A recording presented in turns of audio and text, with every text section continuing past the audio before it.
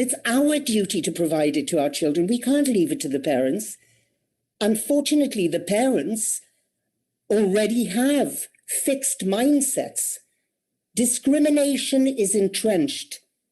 Now, that is not to say that adults and youth can't change. Of course they can. But what architect would start building a building from the ground floor up, forgetting the foundations? We have not given due attention to giving our children, and I have to say, prior to the age of 6, we know that 90% of the adult brain is fully formed by the age of 5.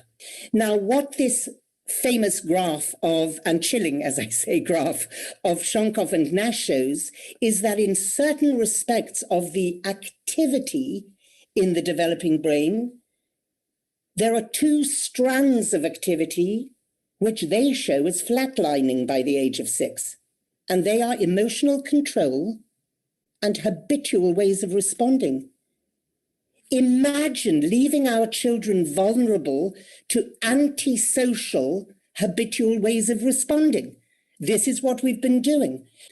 How can we then, do we spend several decades training up the teachers, getting them to be socially and emotionally intelligent before they can mediate SEL to their children? Well, this is naive. It would be hopeless to do it that way.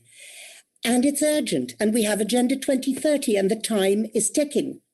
So what we decided to do was to make the Think Equal program into a vaccination.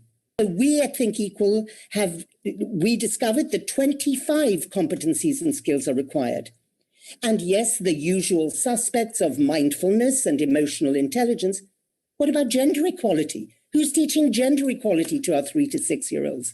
And inclusion and celebration of diversity, smashing stereotypes like colorism and racism, etc. You need to be prescriptive when it is the child's right to get that education.